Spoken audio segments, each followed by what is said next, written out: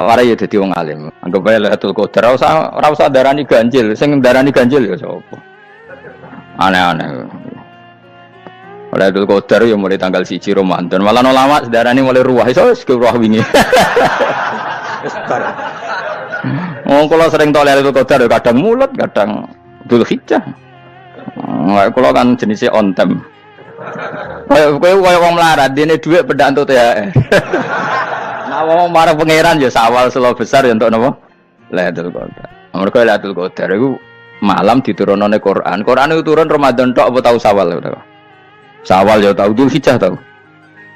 Dzulhijjah tau. Bolak-balik al-yauma akmaltu lakum turun apa? Bulan apa? Dzulhijjah. Kowe mari amatir, itu angel terang. Sing darane Lailatul Qadar iku malam diturunane Quran. Quran turune iku pira? Ya macam-macam, Ramadan nggih bolak. Lah tapi ono kelas-kelas premium, ono kelas umum, sing kelas umum wis pokoke Ramadan. Sing ganjil dipilih salah sitok.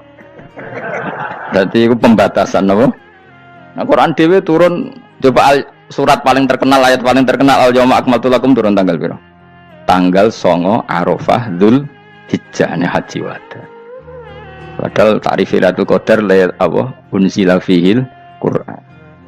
Ya tapi ilmu ini mari debat biasa. Umumnya wong ora takoki wong Gus nuzul Quran tanggal pira 17. Lailatul Qadar tanggal 1. Lho jare nuzulul Quran yo pas Lailatul Qadar. Wong-wong nak muni bingung nang wong. Nah aku sing ra bingung gak bener. Lho kowe ora tau mikir jajal. Nuzulul Quran sing resmi ning kitab-kitab tanggal pira? 17. Lailatul Qadar tanggal. Padahal Lailatul Qadar disifati apa? Malam turune. Roan, nek ora tau bingung ngono. Wong ana kadang ngirim wong goblok, wong kok ayeme ngono. Pokoknya sing ora hafal Quran lah, ibu-ibu hafal. Yo syaratnya yo. Terus sing ora hafal ibu-ibu hafal kudu hafal ayat iki. Paling gak yo hafal maknane. Ya tak wacana sitok-sitok. Summa aurasna, manan kemudian saya kasihkan. Karena anak dimanani waris itu kan kesane sing ngekeki mati. Adalah Allah ora mungkin mati. Mulane Imam Suyuti urun atoina, manane aurasna iku atoina apa? Mergo nak dimanani waris kesane kan yang memberi mati. Padahal pangeran ra bakal mati. Ono Imam Suyuti. Cara aku niku wong Isra kabeh no maksudnya ora ngono. Mulane aurasna mek dekne diganti apa? Atoina. Ya agak ulama dadi ra roh karepe. Nah, kula ora karepe aurasna iku kan waris. Waris kesane kan mati. Terus dekne urun atoina. Terus Alkitab itu kitab apa saja, Injil ya kitab, ya kan Alkitab. Lah kuwatir darani Injil, ini maksud itu urun Al-Qur'an. Wis bener to iki. Paham ya? Gue tak warai dadi wong alim ya. Wis bener. Ya salim berarti. Soleh boyong cara santri soleh boyong. Soleh. Nah, ayat ini menurut saya bukti bahwa kita pasti benar ya. Terus kita ini kelompok ahli sunnah napa? Wal jamaah itu pasti benar. Meskipun secara personal kita salah, tapi madzhab kita pasti benar. Ya apa ayat ini? Kan jelas ayatnya. Kemudian kitab ini, Al-Quran ini tak kasihkan orang-orang yang kami pilih. Orang dipilih Allah itu kan kelas super. Ya kan? Allah yang milih loh, bukan sekedar lembaga negara. Allah yang milih, itu kan berarti super. Tapi kemudian orang super itu uniknya Allah bilang faminhum dzalimul linafs. Orang yang saya pilih itu kemudian ada yang kelakuannya itu kurang ajar, zalim. Sekarang pertanyaannya, orang yang dolim itu bagian dari yang dipilih apa keluar dari yang dipilih? Keluar bagian apa keluar? Bagian. Makanya cara ahli sunnah, wong fasik itu keluar dari Islam. Mergo minhum rujuke je alladinas taufaina. Paham ya? Mulane ora usah terprovokasi wong-wong. Wong nek zina ra Islam dosa gede, ra Islam nyekel patok kuburan, ra Islam dikeris, ra Islam. Iku keliru. Wong Allah dhewe dawuh kemudian Quran ini tak kasihkan sama orang-orang yang kami pilih. Lah yang kami pilih itu ada yang berstatus dolim. Artinya yang dolim pun masih berkategori yang kami pilih. Artinya minimal tidak keluar dari Islam. Itu kan normal. Misalnya saya sebagai pelatih milih 11 pemain. Ya tentu setelah di lapangan ono sing dolim kan. Mau ngamun tok. Mau kerobok tok. Tapi tetap dia pilihan kan. Tapi tentu nanti yang terbaik ya yang kerja keras, yang ngegulno. Tapi kan tetap dia sudah pemain di dalam situ. Jadi jelas ya. Makanya Ya saya ulang lagi ya, tak latihan. Misalnya ja'an nasu, misalnya manusia itu datang faminhum zaidun, waminhum amrun, waminhum bakrun. Artinya ketika kata manusia itu pasti memasukkan zaid, amr, bakar. Orang-orang yang dipilih Allah itu ya siapa saja, yang penting kategorinya dipilih. Meskipun setelah dipilih Allah itu ada yang berstatus dolim. Nah kenapa tetap dipilih Allah? Ya karena dia punya status. Tak warai ya dadi wong alim. Anggap ae Lailatul Qadar ora usah darani ganjil, sing darani ganjil ya sapa. Aneh-aneh. Lailatul Qadar ya mulai tanggal 1 Ramadan. Malah ulama darani mulai ruwah iso wis ruwah wingi. Kalau sering tau Lailatul Qadar kadang mulut, kadang Dzulhijjah. Kalau kan jenisnya on time. Kayak wong melarat, dene dhuwit pendak entuk THR. Nah, wong marang pangeran ya sawal selo besar ya untuk napa? Lailatul Qadar. Mergo Lailatul Qadar iku malam diturunane Quran. Quran itu turun Ramadan tok apa tau Sawal ya? Sawal ya tau, Dzulhijjah tau. Dzulhijjah tau. Bolak-balik al-yauma akmaltu lakum turun bulan apa? Dzulhijjah. Kowe ku mari amatir, itu angel terang. Sing darane Lailatul Qadar iku malam diturunne Quran. Quran turune iku piro? Ya macam-macam, Ramadan nggih bolak. Lah tapi ana kelas-kelas premium, ana kelas umum, sing kelas umum wis pokoke Ramadan. Sing ganjil, ganjile dipilih salah sitok. Berarti itu pembatasan apa? Nah, Quran dhewe turun coba surat paling terkenal, ayat paling terkenal al-yauma akmaltu lakum turun tanggal piro? Tanggal 9 Arafah Dzulhijjah haji wada. Padahal ta'rif Lailatul Qadar apa unzila fihil Quran. Ya tapi ilmu ini mari debat biasa. Semua wong ora takoki wong Gus nuzul Quran tanggal piro 17. Lailatul Qadar tanggal 21. Ya jare nuzulul Quran yo pas Lailatul Qadar. Wong-wong nak muni bingung nang wong. Nah aku sira bingung. Lha kowe ora tau mikir jajal. Nuzulul Quran sing resmi ning kitab-kitab tanggal piro? 17. Lailatul Qadar tanggal. Padahal Lailatul Qadar disifati apa? Malam turune. Quran. Nek ora tau bingung ngono. Wong ana kadang ngirim wong goblok, wong kok ayeme ngono. Ora tau mikir. Aku gumun goblok-goblok. Dadi ana ilmu paradok barang ya tenang, santai. Padahal ya tak bedheki ya. Nuzul Quran tanggal piro? Sing resmi cara kitab-kitab 17 Ramadan. Lailatul Qadar sing resmi 21 nganti 29. Terus Lailatul Qadar iku wulan apa? Wulan diturunkannya Al-Qur'an. Berarti tanggal piro? Bocah dijak pinter ya kan inna anzalnahu fi lailatul qadar. Saya tak kok. Nuzul Quran tanggal piro? 17. Lailatul Qadar. Seliko. Terus Lailatul Qadar ku malam diturunkannya Al-Qur'an turun tanggal 17. Berarti Lailatul Qadar tanggal ada dik. Ora tau kalau ya gumen mek wong-wong. Ya kok penak weh. Mulai dadi wong alim loro, kan ora usah mari eskal. Ngatuk ditung bodho penak. Pokoke nuzul kan piro Bang 17. Lailatul Qadar selikur. Lha jare Lailatul Qadar pulang tujune Quran kok beda tanggal. Kan gak tau kan mikir. Alhamdulillah. Piroen? Lailatul Qadar lho piro? Saiki pinter. Tadi lah bos. Gitu lah berarti sekeliwat. Jadi ilmu itu kabeh bingung no kan. Ya biasa bingung. Mana yang bodoh barokah. Barokah. Barokah. Kulo cara ora dipilih pangeran nggih milih dadi wong bodoh. Tapi wong pangeran milih kulo dadi wong pinter dadi tak syukuri wae. Tapi kadang kulo iri wong bodoh ku iri. Modele penak urip ngono. Santai. Ya saiki ya Lailatul Qadar itu sifatnya apa? Inna anzalnahu fi lailatul. Normalnya kan ainu nuzulil Quran jo ainu Lailatul Qadar. Berarti tanggal piro? Darawade lagi. Innalillahi wa inna ilaihi raji'un. Kita warai ilmu cara wong alim. Meskipun sampean boleh bantah siji yo kadang keterbatasan ilmu. Nomor loro hasud, bantah kan sebagai macam-macam. Hasud, nomor 3 bantah gue kegiatan. Kayak wong kuliah nak agak kritis kan darani ra pinter. Jadi cocoklah ya kudu bantah. Engko khas-khasan cerdas apa? Nomor 4, bantahan itu sifatnya wong wedok. Menang kalah protes. Berarti kowe ora lanang berarti wedok, tukang protes itu wedok. Nomor 5, bantah itu berarti dia punya keiskalan tapi enggak bisa keluar dari keiskalan itu. Jadi problem Anda ditimpakan ke saya. Itu ya ora sopan. Problem-problemnya dhewe kok ditimpakan ke saya. Begini terangno. Hukumnya Allah Ta'ala itu ada yang berstatus itu lugu. Lugu itu ya lugu ummi. Karena agama ini memang ummi. Ummi itu lugu.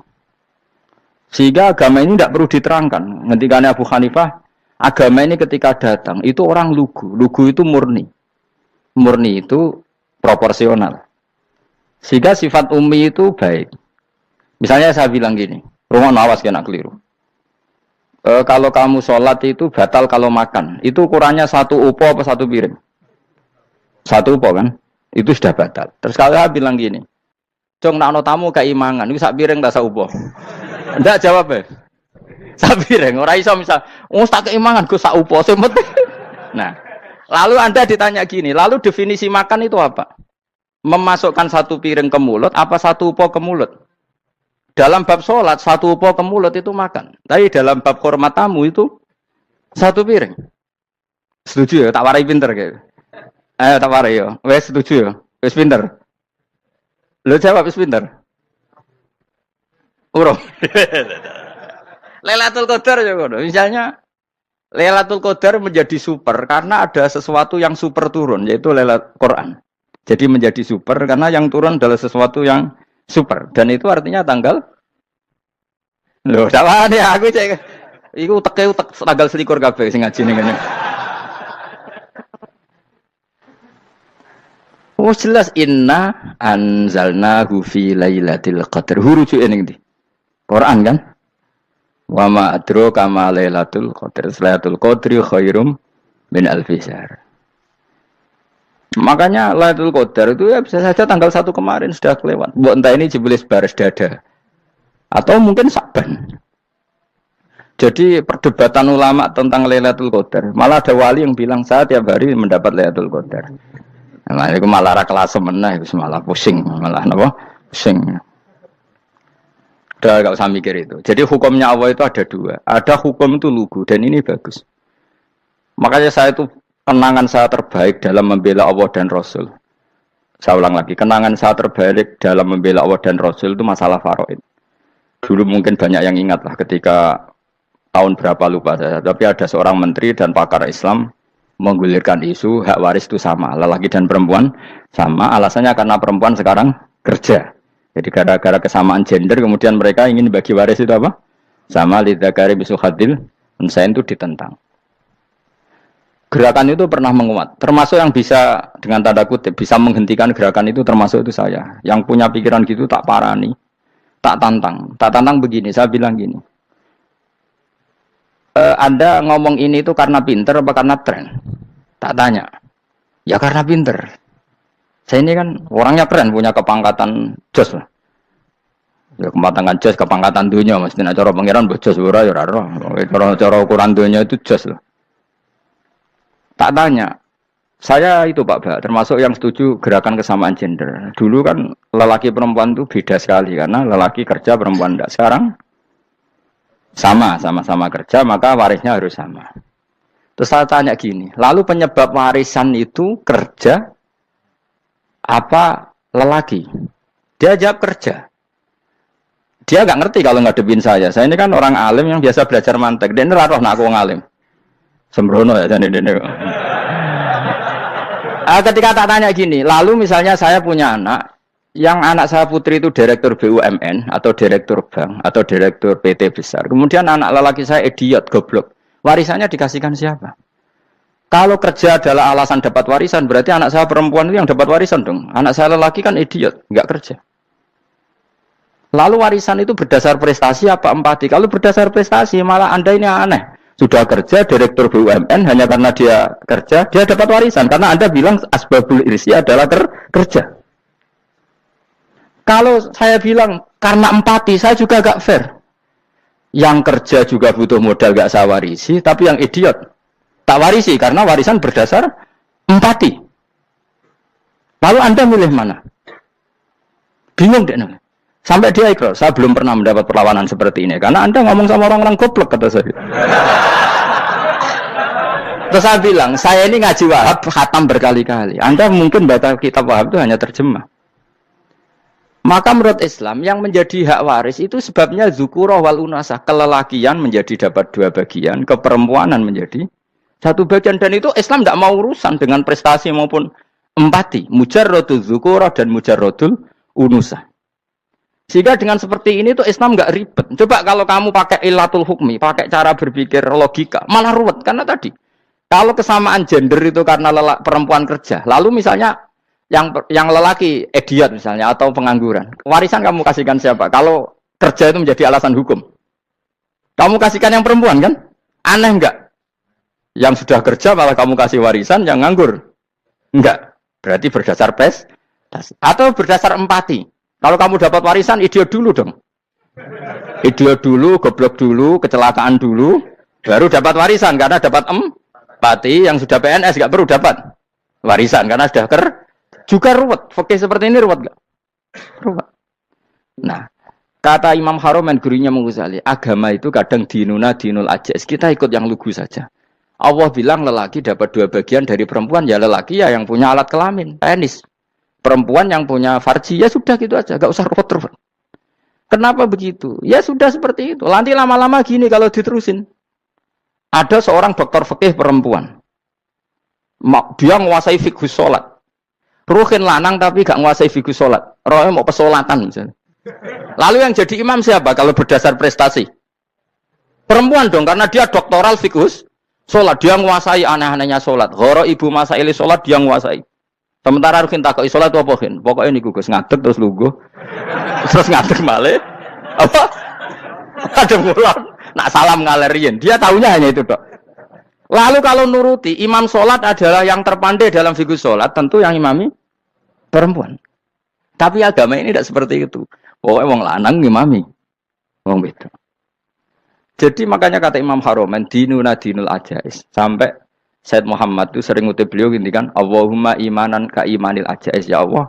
Semoga iman saya menerima konsep engkau itu ka imanil ajais. Imannya wong wedok-wedok sing lugu. Ajis itu perempuan lugu yang sudah sepuh. Jadi misalnya ngukur anak seneng ya anak kono gedang goreng, ngekei duwe, ya lugu saja. Itu bagus. Daripada kamu pakai argumentasi, karena argumentasi ini sebetulnya kelihatan cerdas, tapi ada kebodohan masif. Karena tadi, kalau hak waris kita otak-atik dengan prestasi, maka yang pro empati akan protes. Paham ya? Masa yang sudah kerja dikasih banyak, yang idiot enggak? Tapi kalau berdasar empati juga aneh. Masa dapat warisan harus goblok dulu, harus kecelakaan dulu. Maka Rasulullah pernah ngendikan ketika ditanya, lalu warisan untuk siapa ya Rasulullah? Nabi jawabnya lucu. Fali aula rojulin dzakarin. Jadi Nabi sempat ngendikan kata rojul. Kemudian direvisi dzakarin. Fali aula rojulin dzakarin. Semua ulama ngendikan dzakarin di sini adalah badal. Nabi ngendikan rojulin. Kemudian Nabi ingat kalau rojul itu identik dengan lelaki dewasa. Apa? Kemudian Nabi mengulang lagi dzakarin. Tidak harus dewasa, yang penting lelaki. Jadi meskipun baru lahir, kalau dalam keadaan baru lahir namanya apa? Kan dzakarin kan? Belum bisa dikatakan rojul. Paham ya? Nabi ngulang 2 kali. Fali aula rojulin dzakarin. Ini penting saya utarakan supaya clear. Jadi agama itu gak usah diotak-atik. Ya itu tadi, misalnya imam sholat itu lelaki. Ya sudah lelaki. Lelaki itu apa? Yang punya alat kelamin lelaki. Jangan dibalik ini. Yang dikatakan lelaki itu orang kuat. Jika meskipun perempuan kalau kuat, misalnya perempuan anggota poluan, lelakinya cemen, idiot, maka imamnya perempuan gitu. Karena makna lelaki adalah kuat. Ini keruwetan. Jadi agama itu tidak seperti itu. Nah sekarang kembali ke pilihan. Yang dikatakan pilihan itu orang hebat. Apa yang dipilih? Apa berdasar definisi? Apa berdasar kehendak yang milih? Loh kok mulai do pinter? Tumben do pinter. Alam raya ini milik Allah. Dan semua di alam raya ini milik Allah. Maka dipilih tidak dipilih itu terserah yang punya apa terserah kita. Apa terserah kriteria, apa terserah definisi. Dalam konteks kita sebagai objek diambil, tentu terserah yang punya. Kemudian Allah bilang, orang-orang itu saya pilih. Nah kalau milihnya Allah berdasar kepunyaan, tentu Allah boleh dong memilih orang yang sebetulnya berstatus dolim. Ya tapi ya tetap dia dolim, tapi ya tetap dipilih. Kenapa ya? Karena Allah yang punya. Saya misalnya orang kaya, boleh nggak punya HP buruk? Boleh kan? Terserah saya. Saya orang kaya, beli HP mahal, medium, dan paling buruk. Boleh enggak? Boleh, saya yang punya. Enggak boleh, Gus, dengan orang kaya harus beli HP yang mahal. Yang bilang harus siapa? Nah, kegoblokan kita ini seperti ini. Nak wong sugih HP ini kudu larang. Nak wong alim kudu bojone ayu. Sing kudu darani kudu ayu ku sapa? Nak maji jalan yang tumbuh swarga. Lho kudu iku sing swargane mbam tapi kudu. Nah, kita ini sering berpikir ngatur Tuhan. Nah Indonesia negara yang mayoritas Muslim terus Islam Indonesia kudu dadi sampling Islam seluruh apa dunia. Ya ora usah sombong ngono ya keben mayoritas juga wonge kakean ngono ae ora perlu GR jadi sampling percontohan Islam internasional ora perlu ngono. Lah misalnya terus dadi contoh misalnya nang Masjid Haram niru Jumatan ning Indonesia berangkat mbek do rokokan. Bariku teke diusep-usep nang pojok pager. Lah misalnya wong Mekah terus do ngono kabeh. Karena mencontoh Islam Indonesia. Kacau gak? Ora usah GR ngono biasa wae. Napa? Biasa wae. Terus misalnya mencontoh Islam Indonesia, Indonesia nak jaran Wali Songo terus tahlilan nunggu nganti setengah jam. Lah terus raudhah dikepung ngono rak macet Mekah Madinah. Mergo agar ziarah Nabi terus lungguh apa? Sak jam.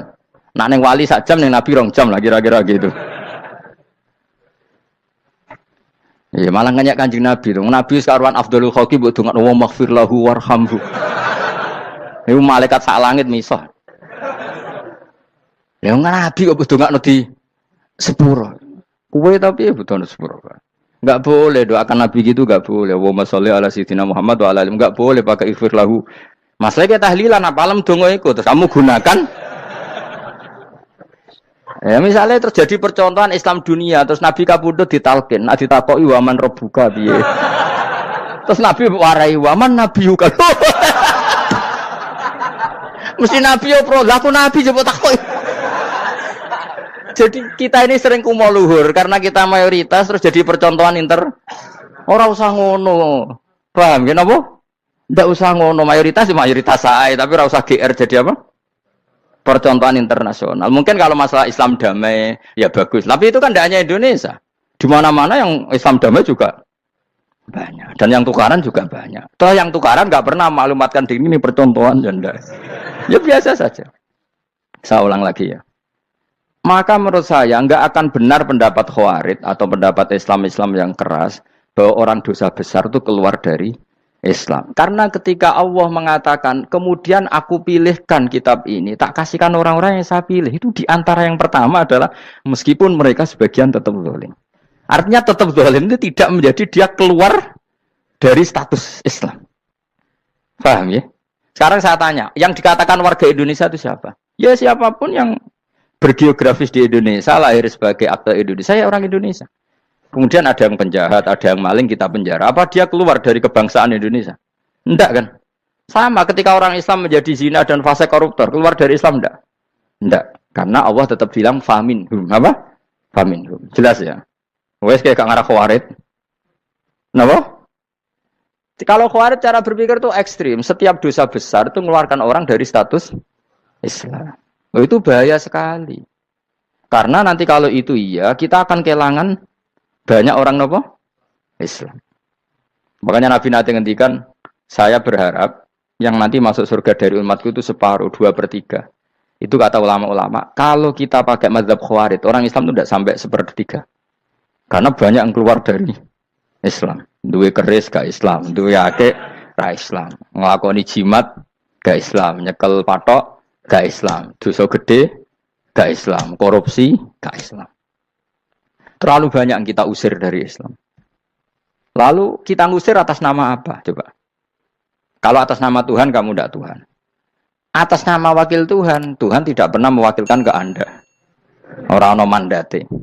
Yang kita tahu dari Quran ya ayat ini, tsumma awrasnal kitabal ladzina astafaina min ibadina. Kemudian kitab ini tak kasihkan orang-orang yang saya pilih. Dan orang yang saya pilih itu faminhum zalimul li nafsihi Dan sebagian dari itu adalah orang dolim. Dan itu jelas bagian dari itu. Artinya keluar apa masuk? Keluar apa masuk? Masuk. Meskipun ya yang dolim tetap berstatus dolim. Kayak warga Indonesia, ini semua warga Indonesia. Paham ya? Yang maling ya tetap warga Indonesia. Meskipun ya tetap maling. Jelas ya? Tenang orang ya? Makanya ahli sunnah itu pendapatnya falam nukafir mu'minan bil wisri. Kita tidak akan mengkafirkan orang mukmin hanya karena melakukan dosa.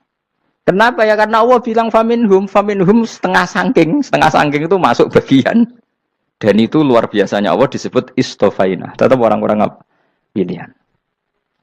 Maka ini penting saya utarakan supaya kita ini tidak sok-sokan. Terus yang zalimul nafsi pun potensi dimaafkan sama Allah. Asal dia tobat, dan tobat itu sama Allah nggak ada batasnya. Malam yuhur kiri sampai apa? Nafas apa? Terakhir. Dan kadang orang itu sebetulnya nggak niat tobat, cuma ada perilaku tertentu sehingga dan Allah itu simpati. Itu juga banyak yang diterima tobatnya Allah. Makanya kata ulama-ulama itu, istighfar itu tidak syarat diampuni. Yang menjadi orang terampuni itu kehendak Allah. Istighfar itu bagian kecil dari syarat-syarat itu. Bisa saja orang tanpa istighfar tapi diampuni Allah. Misalnya Allah dawuh wa yaghfiru ma duna dzalika limay yasha. Itu bukan limay yastaghfir tapi limay yasha. Contoh masyhur kan kamu pernah dengar kan ada orang nakal itu, mumisah itu ya kira-kira lonte atau apalah. Dia datang pulang ketika melihat anjing ngeleti pasir dia berpikir ini kehausan kayak saya. Kemudian dia turun ke sungai memberi minum anjing itu, kemudian Allah memaafkan dia karena itu. Pas itu di semua hadis riwayatnya dia tidak pernah istighfar. Telah punya perilaku yang menjadikan dia diampun. Banyak enggak seperti itu? Banyak, makanya wa yaghfiru ma duna dzalika liman yasha. Mayasa itu ya yang digedaki Allah. Bisa saja kalian ini sering istighfar tapi enggak dimaafkan Allah. Tapi delala punya satu perilaku yang cara Allah itu penting, kemudian dimaafkan. Kayak Saharatu Fir'aun itu dia enggak pernah istighfar, tukang sihir Fir'aun. Dia diampuni Allah dikasih iman tuh gara-gara jadi wong Jogja. Terus ngono tok. Jadi pas mau duel adu sihir. Iku dalah dekne mendingan ya. Qalu ya Musa imma antulqiya wa imma annakuna nahnul mulkin. Monggo jenengan riyen napa kula riyen. Dadi gara-gara dekne didikan Jogja niku. Lah wong ape duel, mestinya tarung itu semakin cepat mengambil kesempatan kan semakin menang. Ini sudah jelas tarung. Ngapunten jenengan riyen napa. Lha iku pangeran itu terus simpati. Wong kok sopane ngono apa? Akhirnya Allah memberi iman gara-gara apa? Imma antulqiya wa imma annakuna nahnul mulkin. Monggo jenengan riyen.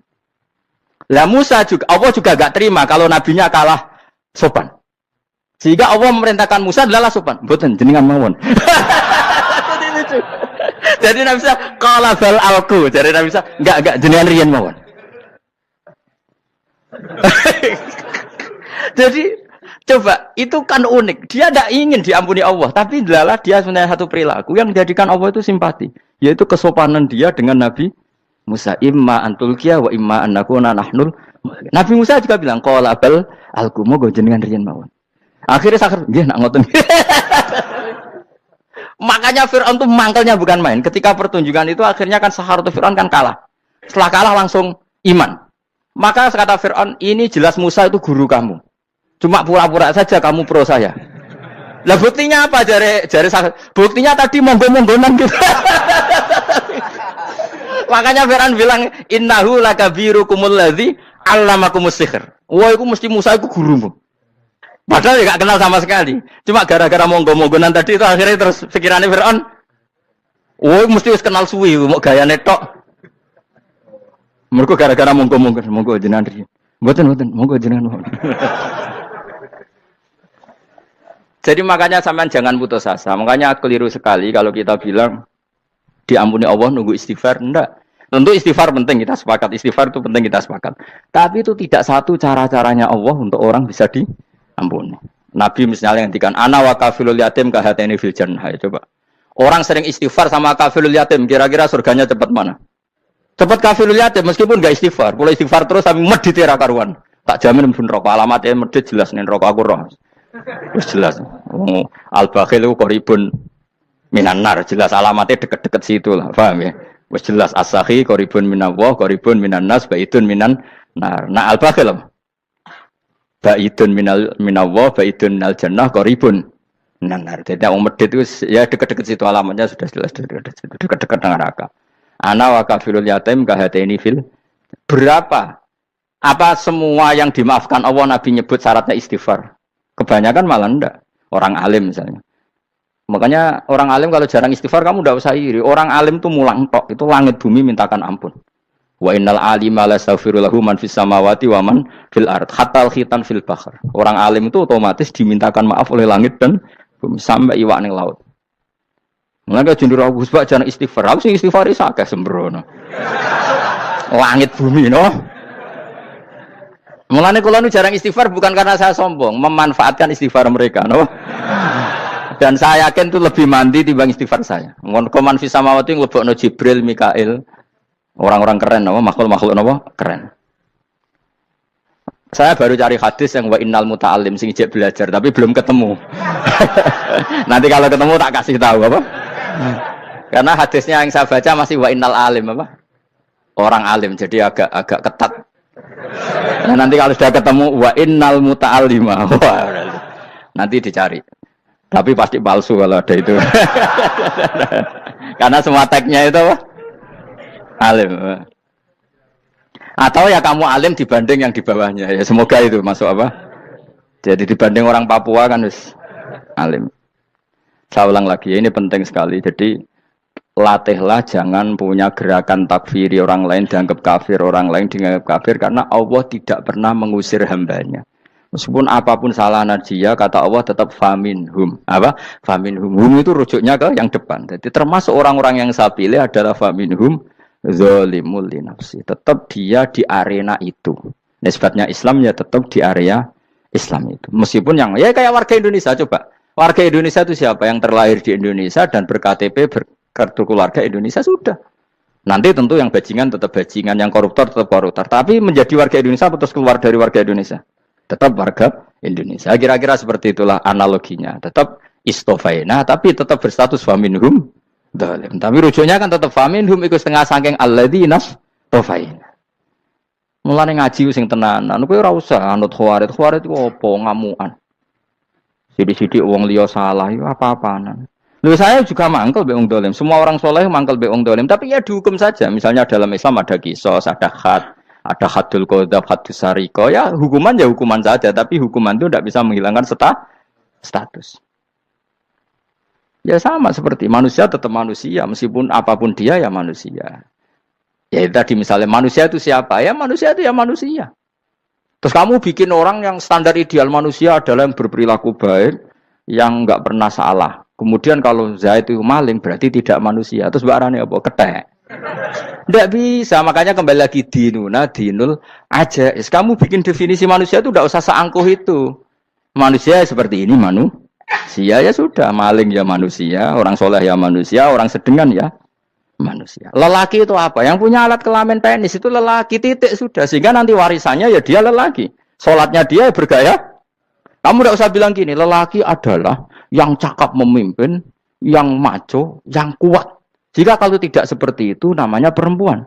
Terus kamu membolehkan yang seperti ini jadi makmumnya perempuan. Imamnya perempuan sing maco. Kacau enggak kalau agama nuruti logika-logika itu? Enggak, jawab aja. Kacau.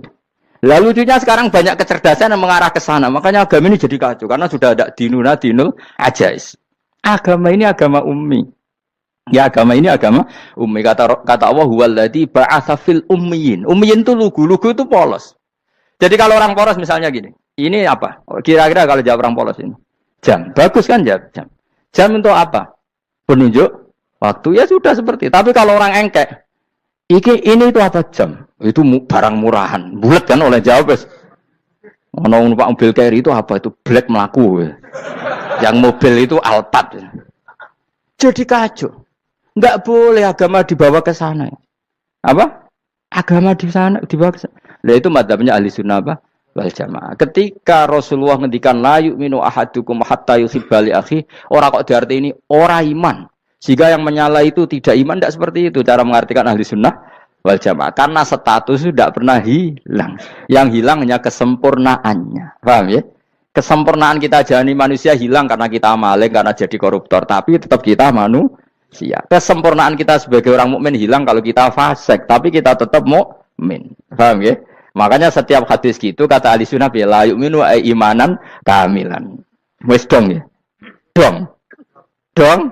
Ya terus alhamdulillah subhanallah. Ya doa mas malam 22. Malam Lailatul. Aku kadang yang melok goblok aduh. Saya tuh sering dididik sama bapak saya, sekumpul wong akeh ya kudu melok goblok guys. Makanya bapak itu kalau ada orang pidato, bapak kan juga nggak suka pidato juga, tapi ya kerso kadang-kadang. Saya pun kadang-kadang kerso. Asal sing utus pernah guru, pernah sepuh kadang kerso. Nah, bapak nak pengajian ngomongin balik dari bapak, malah bingung. Ngomong apa wae. Coba kita dengan PD-nya bilang Lailatul Qadar itu 21 sampai berapa?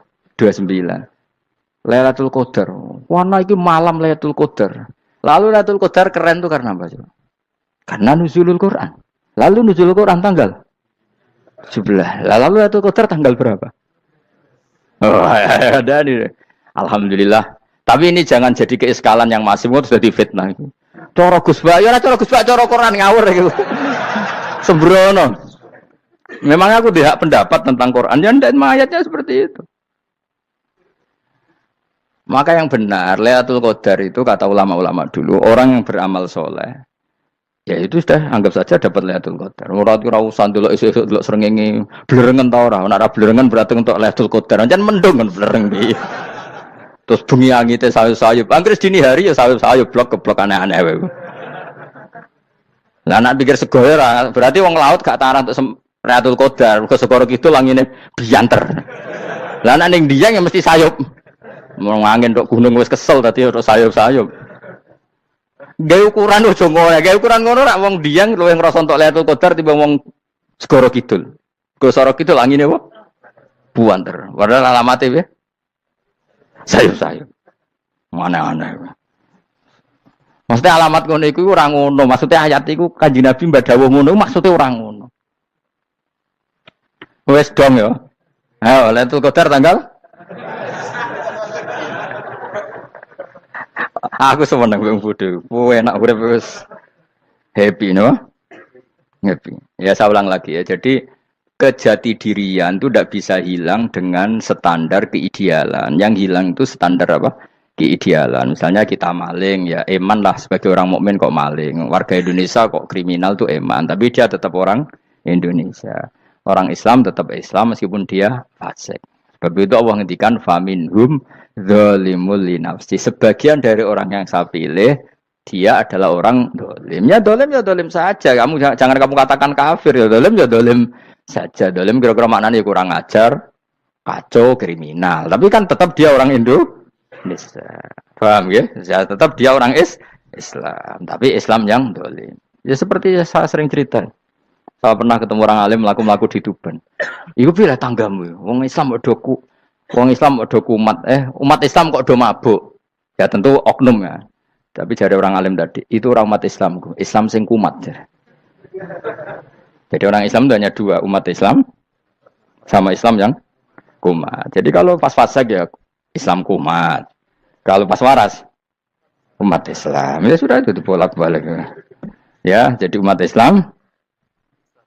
Jadi kalau di Jogja atau di Jakarta ada orang mabuk, itu berarti Islam sang kumat. Kalau pas ngaji, umat Islam. Tapi kadang orang yang sama, ya kadang umat Islam, kadang Islam yang kumat. Ya sudah seperti itu. Dan nanti pas diambil Allah, ya tetap statusnya dua tadi. Umat Islam dan Islam yang kumat. Jadi jelas ya. Jadi jelas sekali makanya orang Khawarij itu, kata Rasulullah syarrul khalqi wal khaliqa, ela-ela makhluk itu orang Khawarij. Karena dia menghilangkan status kejati dirian. Itu bahaya bagi kelangsungan negara maupun agama. Jadi misalnya kalau orang nyuwun sewu, misalnya ada orang kriminal di Indonesia, terus dianggap gak warga Indonesia, terus mau dibuang kemana? Coba. Sama kalau semua orang Islam yang salah dianggap kafir, terus lalu mau kamu buang kemana? Padahal dengan kamu katakan kafir, artinya dia sudah tidak wajib sholat. Orang kafir tidak wajib sholat, tidak wajib puasa. Apa tidak lebih ngeri? Karena dia tidak berkewajiban melakukan ibadah-ibadah Islam. Berarti Anda lebih ridho dunia ini rusak.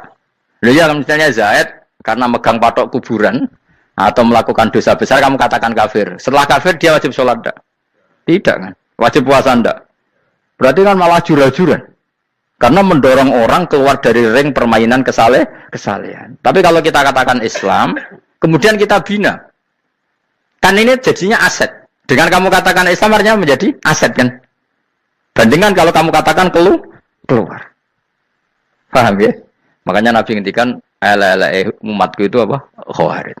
Karena ini bahaya. Bahaya. Negara juga gitu. Andai kan kita berpikir ekstrim, yang melanggar negara tidak warga Indonesia. Yang demo tidak warga Indonesia. Sing beda pendapat dengan pemerintah enggak warga Indonesia, negara ini habis. Kehilangan 50% warga Indonesia. Ya biasa saja, yang salah ya salah, tapi tetap warga Indonesia. Kalau secara aturan hukum harus dihukum ya dihukum. Asal objektif, asal adil. Kayak misalnya santri saya, yang santrinya Gus Bak itu siapa? Ya pokoknya sing ngaji. Kamu enggak usah pakai definisi ideal, sing ngaji, sing paham, sing ora ngantuk, sing pinter. Yo nyai dul kok. Mana. Jadi nek sing bener piye? Sing santri Gus Bak piye? Ya sing ngaji. Lah sing piye ya pokoke angge sing teko ngowah-ngowah ya wis melok mlebu. Ora paham yo ngaji, paham yo ngaji. Wong didelok kolange itu pokoke angge sing teko ngono. Malaikat ora niteni sitok-sitok iki paham ta ora iki. Oh malaikat itu ono sing drengki disalahno pangeran, kita jamin. Tapi bukan malaikat elit sing didrengki ora malaikat elit, malaikat awam napa? Masyhur itu kan. Innalillahi ta'ala malaikatan sayakhina fil ardi yabtaghuna khilaqal dzikr. Terus Allah punya sekian malaikat yang tukang mencari-cari tempat dzikir. Khilaqul dzikri itu tempat-tempat halal haram, tempat-tempat ngaji. Kalau orang toreko ya tempat wiridan oleh maknanya. Tapi kalau orang fikih maknanya tempat diajarkannya halal dan haram. Terus setelah ketemu orang ngaji, terus kata para malaikat sing apian, halumu ila buhyatikum. Ini tempat kamu, ini orang ngaji. Kemudian ada malaikat yang agak hasud, tapi entah gimana hasudnya. Pokoknya bilang gini, itu ada orang yang datang ke situ tidak niat ngaji, nyari temannya. Kebetulan temannya itu ngaji. Maka ya Allah itu jangan masukkan kategori yang ngaji, karena dia nyari situ, nyari temannya. Kebetulan temannya itu ngaji. Tapi apa kata Allah? Hum alqaumu la yasqa bihim jalisuhum. Wes ngono lah, asal melok gabung tak sepuro kata Allah. Hum alqaumu la yasqa bihim jalisuhum. Mereka adalah kaum asal ikut duduk saja, ikut nimbrung duduk saja dengan niat yang macam-macam, tetap tak ampuni kata Allah.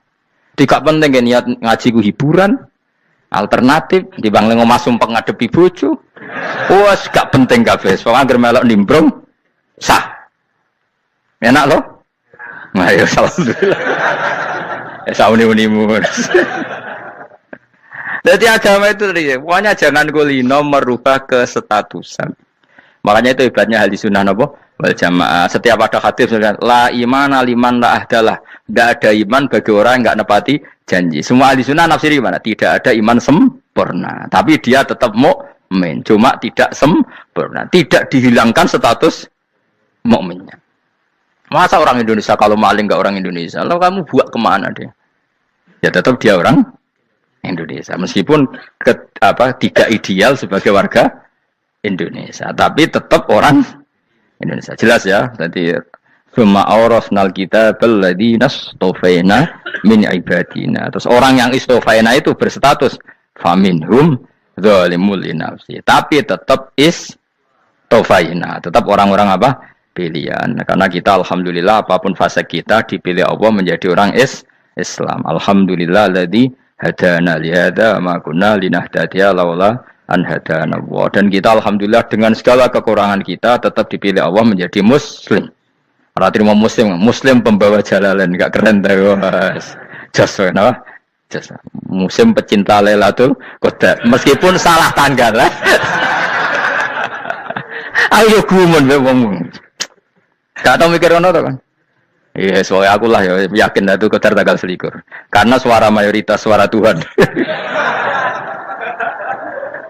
Kula ya melok goblok kan. Kula nek anggar malam 21 ya wiridanku tak tambah. Meskipun aku ya rada eskal tapi Gusti niku suarane tiyang kathah nderek mawon. Inna anzalnahu fi lailatul qadar. Quran itu tak turunkan pada malam. Jadi normalnya Lailatul Qadar itu berbarengan dengan malam. Tapi wis rasa mbok imani biasa wae. Mari fitnah, mari wah. Nah biasa. Yang jelas Lailatul Qadar itu bisa kapan saja. Nah ulama dulu bilang ya bisa kapan saja.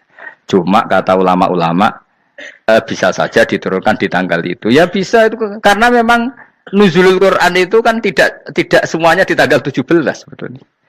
Jadi di mana-mana itu ada simbol-simbol yang dipakai. Istilahnya tanggal 17 itu simbol memang kebetulan ada yang tanggal 17. Tapi kita tahu kan yang turun di Haji Wada juga banyak. Coba Haji Wada tanggal berapa? 9 Arafah. Bulan apa? Dzulhijjah. Dan banyak ayat turun Isra Mi'raj misalnya. Ayat Isra Mi'raj turun bulan apa? Rejab kan? Boyo ngaji dora khatam kecangkeman. Jadi Quran itu tidak hanya turun di Ramadan. Ya biasa saja. Makanya kayak saya itu kan biasa ngaji Quran. Ya setiap saat anggap Lailatul Qadar. Cuma kita ya ikut umumnya orang Lailatul Qadar itu tanggal 21, 23. Aku lah senang malaikat sing bagian panitia itu ben jelas fokus di tanggal itu. Tapi kamu jangan pernah berpikir menafikan hari-hari lain bagi ulama tertentu, bagi wali-wali tertentu. Mereka ngalami Lailatul Qadar kullailah. Banyak wali yang bilang, saya ngalami Lailatul Qadar kullailah. Maksudnya, karena kullailah zaman Nabi itu pernah dituruni Quran. Dan semua itu artinya Lailatul Qadar. Tapi tentu ada simbol. Kayak kemerdekaan Indonesia itu dimulai tanggal berapa? 17 Agustus. Sebetulnya ya enggak. Ketika Jepang kalah itu ya sudah merdeka. Dan daerah tertentu sudah lama dulu merdeka kayak Aceh. Karena dia tidak merasakan dijajah Belanda. Daerah tertentu ada setelah diproklamasikan tetap berjibaku dengan penjajah. Banyak enggak ketika diumumkan kemerdekaan masih yang berjibaku ngelawan penjajah? Banyak. Tapi kita butuh simbol. Jadilah kita ngambil 17 Agustus. Ngono kok ra iso. Jadi tanggal itu ada tanggal hakiki, tanggal simbol. Meskipun yang hakiki ya simbol ya hakiki. Dong ya. Alhamdulillah. Ayo kok pinter aku yo. Maksudnya ben kulino mikir, ben urip itu gak gloyor ora jelas. Wah, halus pokoke goblokku barokah nang ngedel kula. Karena saya itu kenapa kok tahu goblok barokah itu gini ya. Satu supaya saya tidak takabur ya. Saya akan kecelok wong alim berat takabur. Dua aja wong goblok ya ono pinter ya, Mas. Kaya wong iku lho, kaya wong naik apa jenenge? Naik jambian 17 Agustus apa? Apa? Tarengane. Panjat Pinang. Itu kan nilainya hanya berapa yang di atas? Kira kalau di sini berapa nilainya? Ini kalau diberikan diuangkan. 1 juta ada. 1 juta. Bagi penonton tuh kan gini. Cek goblok ya demi duit 1 juta glebotan kayak gitu kan gini. Wong barang angel kok dilakoni. Goblok banget kan gitu jare sing ra melok. Tapi ndelok ku seneng. Tapi kon melok ora gelem. Lah duit 1 juta ya tak rewangi gitu. Orang goblok ya gitu.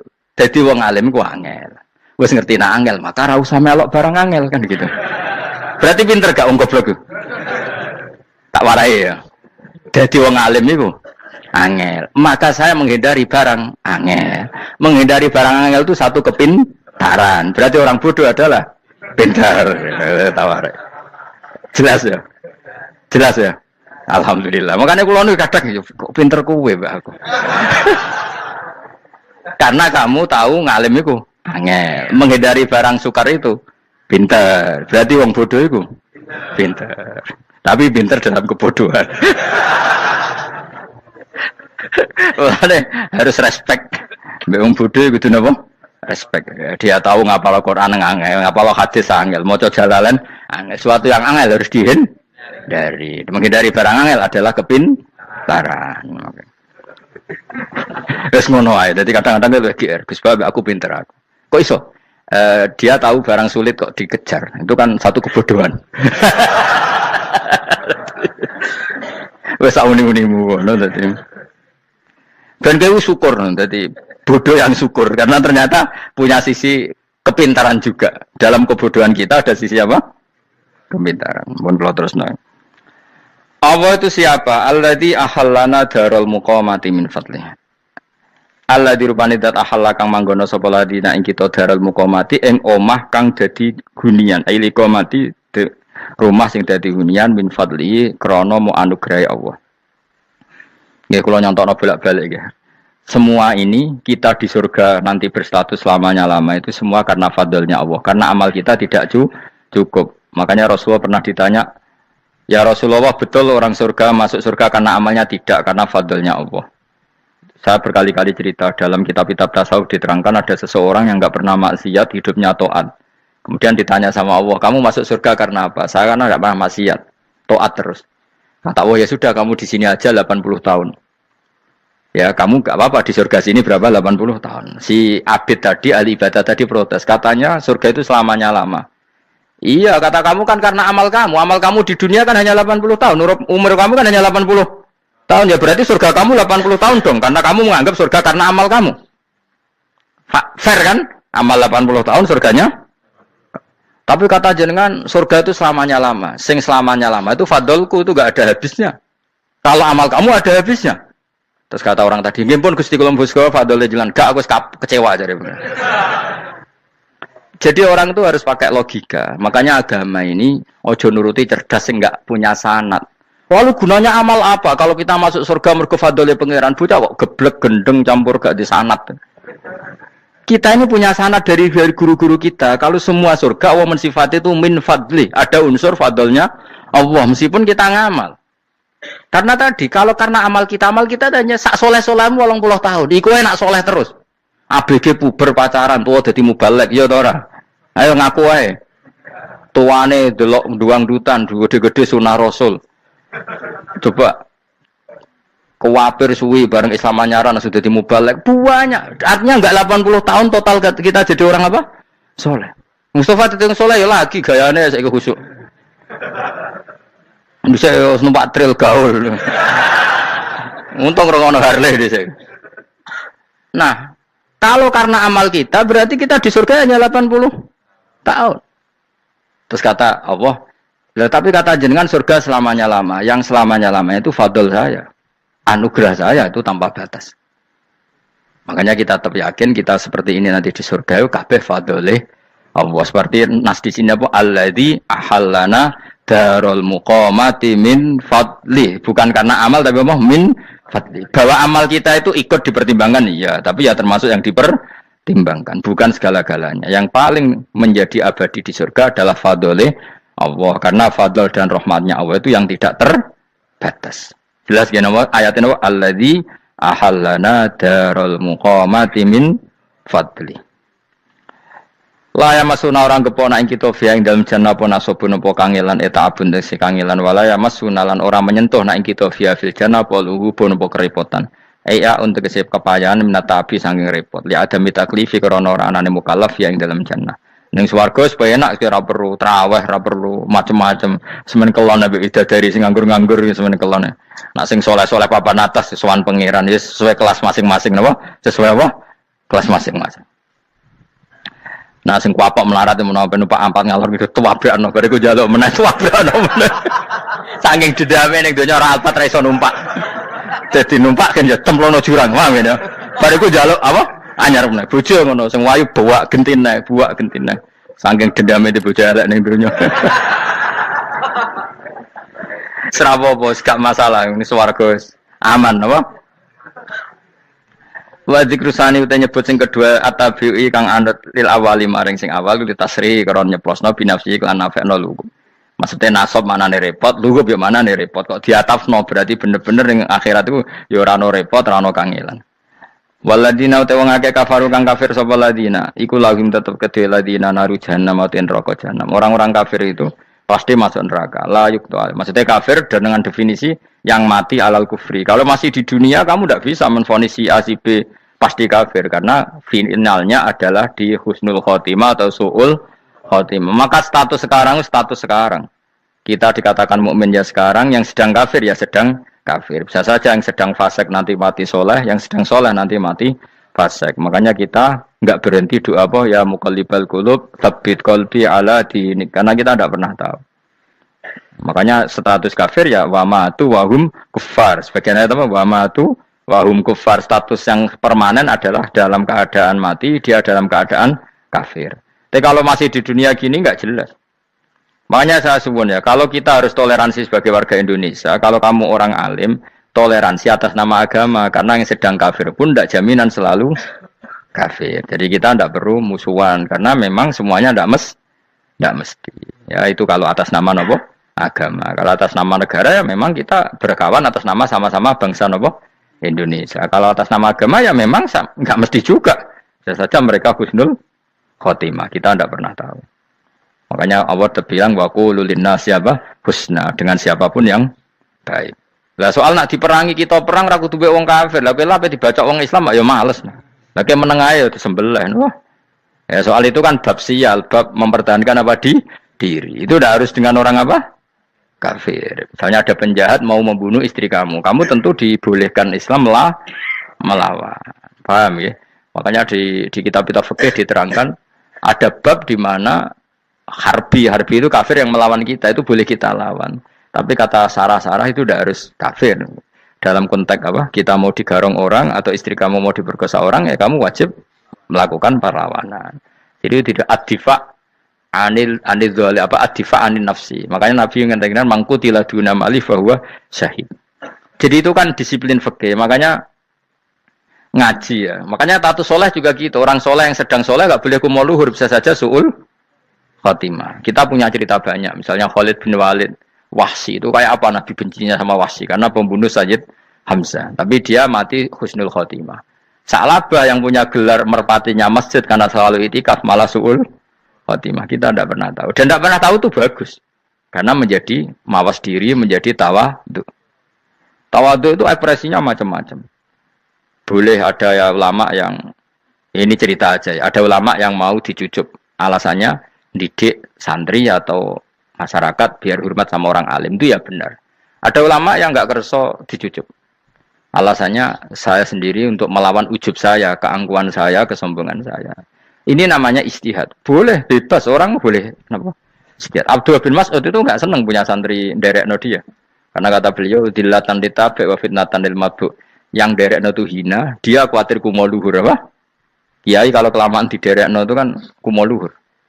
Kadang gawa rokok era gelem, ono sing gawakno. Bahkan nyumet era gelem ono sing nyumet.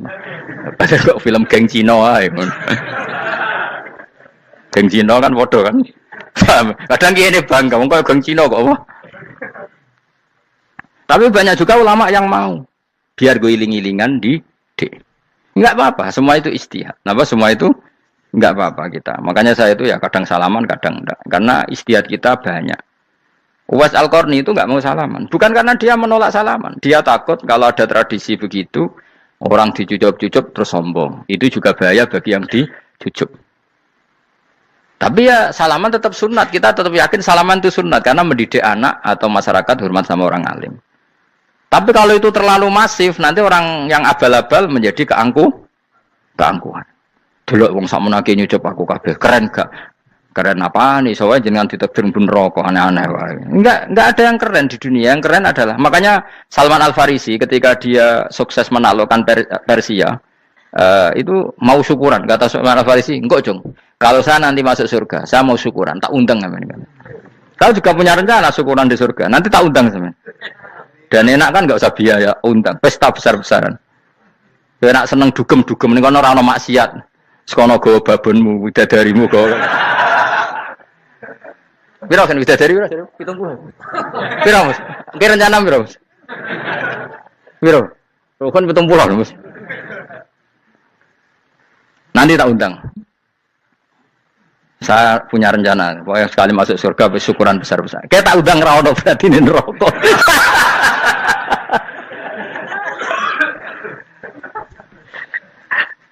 Saya nak ngundang aku ra ono beda kelas sembrono. Dataku ora ono ning kelas wargamu ora ono. Kata Salman Al Farisi gini, kamu ndak usah muji saya kan dia dipanggil ya Karim, kamu orang terhormat. Kata Salman Al Farisi, in dakhaltul jannah fa ana karim wa in dakhaltun nar fa ana laim. Jadi saking sopannya ashabu Rasulillah itu ada yang dipanggil ya Karim aja ndak mau. Tunggu Jung ya, panggilan itu sematkan saya nanti ketika saya masuk surga. Kalau saya masuk surga fa ana karim, saya berstatus orang mulia. Tapi nanti kalau saya masuk neraka fa ana laim, saya orang yang terhina. Jadi dulu ashabu Rasulullah seperti itu. Terus ada ulama yang melawan nafsunya macam-macam. Misalnya saya milih jarang ada sowanan, saya dapati senang banyak santri sowan. Tapi bukan karena benci enggak. Karena saya takut sebagai orang yang sangat terhormat. Saya ngaji di mana-mana suka yang enggak usah pakai kursi, guling-gilingan kalau saya dan kamu setara. Saya sebenarnya bisa aja minta kursi tinggi koyok ketua MK. Banyak kan ngaji nih serapati ngalim dari gue kursi ning dhuwur, santri ning ngisor guayane kok wong pinter-pinter. Jebule kitabe maknanan ben ra konangan. Sing rasa apa modus. Ya tapi tidak suudzon ya, tapi ya ono tenan wae.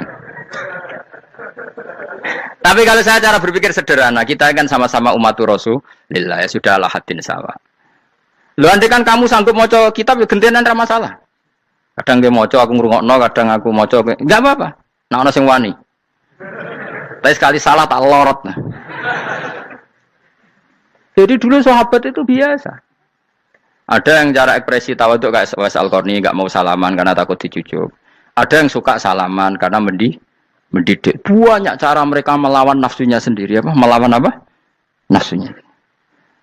Istri saya itu dari keluarga pondok Jawa Timur. Itu dulu iskal sama saya, janggal. Karena anak saya kalau mau jajan itu saya tidur pun dibangunkan. Pak bangun, saya minta uang.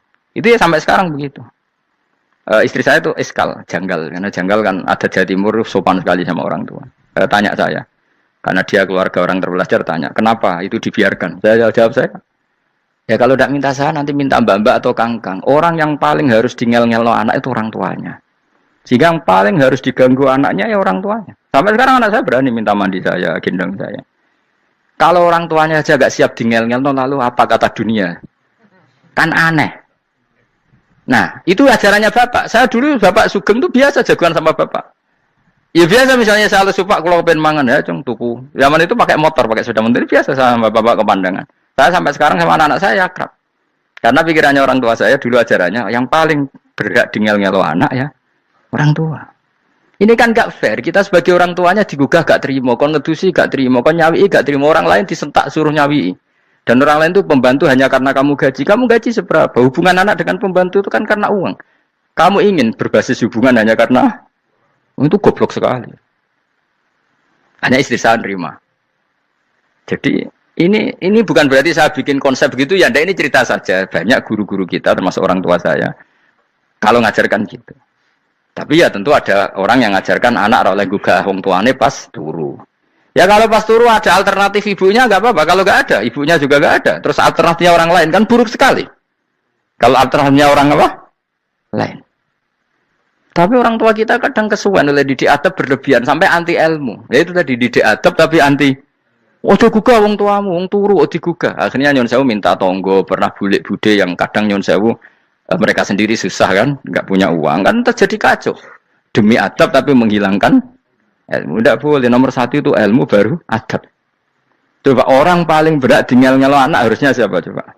Orang tua. Jadi mestinya pas kita turut digugah ya santai wae, ini sudah tepat. Nah kecuali ngelama, artinya ngelama itu sudah jajan minta lagi lah itu kan ada ukurannya, tentu ada apa? Ukurannya. Tapi kalau fi awali marroh jajan hari pertama di hari itu memang jajan pertama kan nggak dolim. Kecuali minta yang ketiga keempat lah itu baru mungkin salah. Akhirnya istri saya nerima konsep ala saya ya sekarang ya menerima. Sampai sekarang saya biasa misalnya habis ngajar dari Sarang atau ngajar dari Kudus baru datang anak saya rewel minta jalan-jalan ya saya turutin. Karena menurut saya yang paling harus kangelan demi anak adalah orang tuanya, bukan orang lain. Padahal saya punya santri loh. Kalau mau keren-kerenan saya punya semuanya. Tapi itu kan nggak hukumnya Allah. Keren itu kan hukumnya manusia. Di santri terus dia ini berhak ngongkon. Ini kan hukumnya manusia. Hukumnya Allah ya gak ada. Hukumnya Allah ya wong tua, be anak-anak be wong tua. Hukum liyane gaweane manusia. Yang penting ku anfusakum wa ahlikum. Nah, ora ono santri kaum barang ora ono. Gaya-gayaane mubalek ini umat saya terus dihitungi. Ku apa-apaanan. Enggak ada dalam Quran, yang ada ya ku anfusakum wa ahlikum nar. Jadi yang penting hubungan orang tua anak. Baru orang lain itu wa ila adin akhahum huda. Ya itu yang kedua ketiga. Tapi ilmu ini sudah banyak yang hilang. Makanya banyak mubalek ngamuk anak. Bocah rasopan, aku nang jopo ning tinti wong wedi aku. Anakku dhewe rasopan. Lah bapak dhewe rasopan ya. Karena mendahulukan orang lain ngalahkan anak. Tapi ketika anaknya rasopan dekne gremeng apa? Memangnya dia sopan cara hukumnya Allah dan Rasul. Ketika mendahulukan orang lain itu dalam status hukum Allah dan Rasul dia sudah tidak sopan. Ada dosen ngajar mahasiswanya dengan segala artikulasi terbaik, kemampuan bareng rangno anaknya sampai rasa-rasen. Ya gitulah baca sendiri di buku. Ya gitu. Karena di kampus dapat gaji, nampe anaknya rantuk gaji. Banyak orang mulang ngarepe wong akeh iso tenanan, mulang anake ra tenanan. Mergo nak mulang wong akeh diapresiasi, nak mulang anake kadang tinggal dolanan kadang. Itu tidak benar, tidak seperti itu Islam mengajarkan. Islam mengajarkan nomor satu ku anfusakum wa ahlikum, jaga diri kamu dan keluarga kamu. Makanya Rasulullah itu ngajari sholat, Hasan Husain diajarin sendiri cucunya, diajak ke masjid diajarin. Meskipun jadi beri hak-haknya sebagai seorang anak, numpaki Nabi ya dibiarkan, tapi diajari kebaikan diajarin sendiri. Sampai Sayyid Hasan umur 8 tahun sudah menjadi rawi hadis karena memang diajari sendiri oleh siapa Rasulullah. Kayak apa? Kalau sekarang enggak, kiai cilik anak di pasrano cah dalam terus enggak mau tahu. Juga sidik itu pasrano pembantu. Barang anaknya akhlaknya kayak pembantu ngamuk. Memangnya yang bikin itu siapa? Yang memulai siapa? Nah, hukum-hukum begini itu harus kita mulai tegakkan. Ya kayak dipanggil ya Karim. Kita termuliakan tuh sampai berapa? Banyak kan dulu orang mobil aja dibukakan, dia boleh kecekel KPK. Pas mulia, masya Allah, buka mobil ya tahu. Ngerti-ngerti cekel KPK. Kayak sama. Neng dionya disusul-susul sebenarnya rokok kan rugi, bener. Makanya saya ngikuti mazhab Salman Al-Farisi. Saya sudah niat syukuran besar-besaran tak jamin, tak undang teman. Tapi daripada saman konangan nggak di situ, mendingan enggak ya. Karena kalau ada undangan nanti kelihatan siapa yang di dalam dan siapa yang di luar. Nggak usah yo, nggak usah. Nanti takutnya nggak ada di situ, malah mari ngenes kula. Kecuali nggak ada di situ, malaikat itu nggak ada Gus di kelas jenengan, tapi mungkin di bawah ada. Alhamdulillah kalau gitu mau beda napa? Kelas. Tapi nak sing sitok ning swarga kok neraka innalillahi wa inna ilaihi raji'un. Tapi semoga malaikatnya hanya jawab gitu. Enggak ada Gus, kalau di kelas ini enggak ada. Mungkin di bawahnya ada. Tapi nanti pengurusnya enggak mau, pengurus warga itu. Enggak bisa ini. Kalau beda kelas harus pakai visa. Karena lintas apa? Negara. Ya jelas ya. Jadi kata Salman Al-Farisi gimana? Jangan panggil saya ya Karim sekarang. Kalau nanti saya masuk surga, fa'ana Karim. Wa in dakhaltun nar fa'ana Laim. Laim itu terhina. Nah kalau semua orang berpikir begitu kan semuanya tawaduk, semuanya tidak kumoluhur. Ya karena ya dunia ini nggak pernah jelas. Makanya Nabi yang Nabi saja berdoa apa ya muqallibal qulub tabbit qalbi ala dinik, zat yang membolak-balikkan hati. Karena kayak apa kita mencintai Indonesia, mencintai masyarakat Indonesia. Tapi kayak apa kalau kamu sudah datang ke Singapura, rawang Singapura dinamis terus gerutu. Orang Indonesia itu pemalas, tidak kayak orang Singapura, dinamis maju. Tapi kan urip di Singapura gak gelem. Tapi di Indonesia men gerutu, orang Indonesia tidak kayak orang Singapura. Cara aku nak ngomong ngono gak usah urip ning Indonesia, kok ono urip ning Budi. Singapura. Oh Islam Indonesia gak mutu kayak ada di Timur Tengah, cobaan semua gini-gini. Enggak ana wong goblok ra iso ngaji cobaan ya dekne ra trimo. Goblok cobaan. Angel ngadepi wong lu angel. Lah terus kon piye? Ini biasa wae kok kula jenengan wis biasa. Soale ngaji-ngaji wae turu-turu, soale mangan-mangan wis biasa wae. Dinul ajais. Agama kita, agamanya orang lugu. Yang penting hubungannya dengan Allah spesial bahwa kita yakin hidup kita namun bergantung kepada Allah Subhanahu wa taala dan kita selalu nyifati Allah nikmal maula wa ni'man nasir. Selagi Tuhannya Allah pasti kita ditolong. Apapun kondisi Indonesia, Tuhan kita tetap Allah, tetap ditolong. Kita pernah keluar dari penjajahan Belanda, tragedi PKI, ya apa saja problem kita pernah keluar karena Allah Tuhan kita, nikmal maula wa ni'man nasir. Sudah, iktimatnya sama Allah, jangan pada yang lain. Yang lainnya itu hanya aturan bernegara saja. Kita butuh presiden, butuh macam-macam, itu aturan bernegara. Tapi kesejahteraan kita tetap Allah nikmal maula. Karena kalau Allah yang enggak berkenan, Jawa dihilangkan lewat ekuifaksi selesai. Atau meteor satu jatuh selesai. Makanya Allah selalu mensifati dirinya, saya yang memegang langit bumi, saya yang mengatur langit bumi. Beberapa benda langit enggak jatuh ke bumi karena saya, kata Allah. Inna wa yumsikus samawati wal ardo antazula wala inzalata in amsakahuma min ahadim min ba'di. Kalau sistem alam langit itu hancur, semuanya hancur.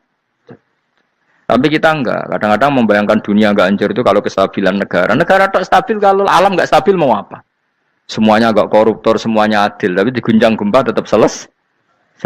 Diundang faksi tetap selesai. Makanya Allah selalu mengingatkan kita, aamintum manfis sama ayakhsifa bihumul ardo faidahiyah tamu. Kenapa kamu merasa aman di bumi? Bumi ini setiap saat bisa likuifaksi, kata Allah. Karena bumi itu potensinya pecah.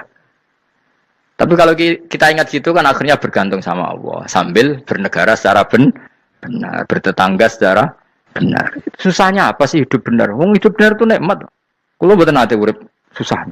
Ngerti masalah saya yang pangeran Gusti niki wae jenengan ya sudah selesai. Jadi nak tahlilan ojo ramene tok, dijiwai nikmal maula. Nikmat itu sebaik-baiknya, nikmat itu sebaik-baiknya. Artinya kita selagi punya Tuhan itu pasti nasib kita ya sebaik-baiknya. Ngomongin imal mola tapi begerutu. Seramu tuh. Lengane ra dadi wali perkarane ya apa.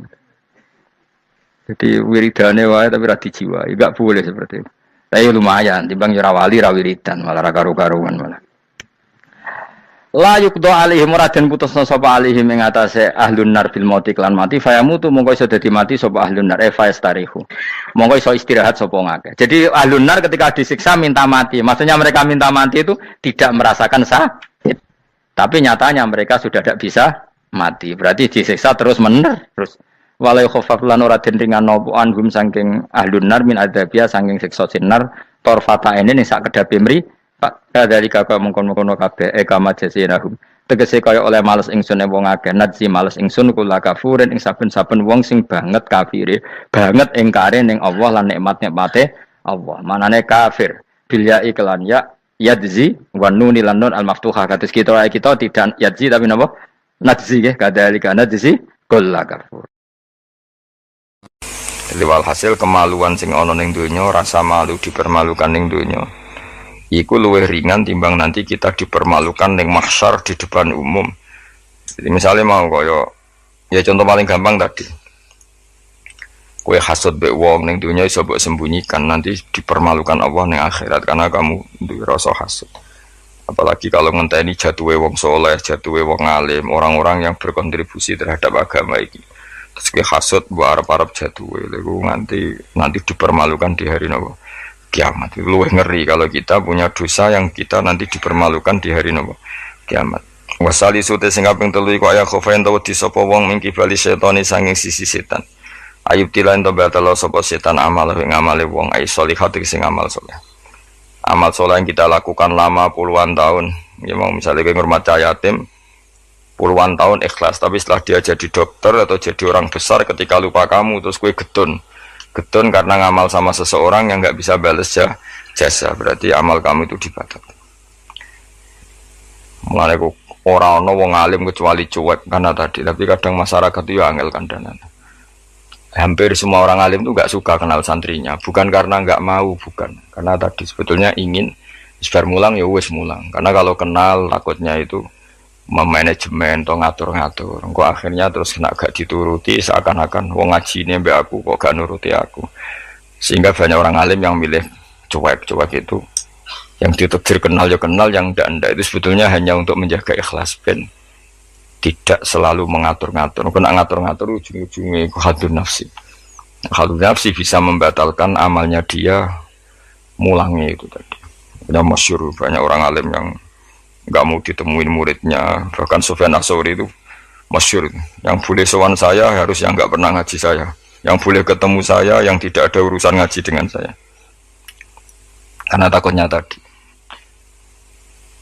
takutnya tadi misalnya ada orang alim ngajar 10 tahun sama orang itu jadi orang kaya raya sukses kadang-kadang kan manusia ingin sesuatu karena gak dituruti ngundat tak ulang kok gak loyal itu jadi terus banyak ulama yang milih cuek wis jadi ketemu raya wis ya tapi ada saja ulama yang nganggo syariat justru dikumpul lo ben ada ikatan sampai alumni ikatan sampai macam-macam ya tapi itu ijtihadnya orang macam-macam lah jelas pastikan bahwa semua itu tidak hadun nafsi tidak karena keinginan itu